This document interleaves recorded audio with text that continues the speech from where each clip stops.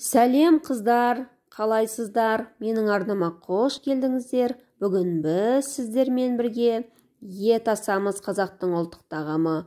Ең алдымен қазанымыздың түбіне аз ғана су құйып аламыз.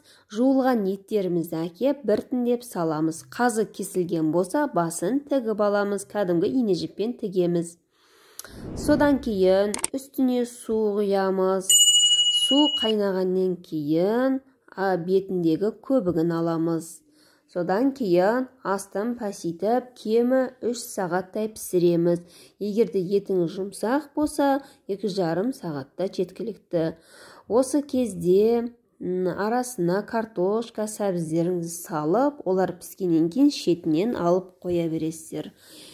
Және иленген қамырдан әдемелеп қамырды жайып қоясыздар. Содан кейін еттің сорпасынан алып пияз сорпасын дайындайсыз. Және де таза сорпасынан алып қоясыз. Сорпа ішетін адамдарға сорпа бересіз. Немесе етіңіз қалып жатса, нарын істеп қоясыз. Таза сорпаның тұрғаны жақсы. Содан кейін етті сүзіп алып, қайнап тұрған сорпаға жаңағы жайылған қамырыңызды салып, бұқтырмай, аз қамырдан салып, сүзіп аласыз. Егерде астауға салсаңыз, кішкене майлы сорпадан құйып жіберіңіз. Сонда қамыр жабыспай әдемі болып түседі. Қайнаған қамырды сүзіп аласыз.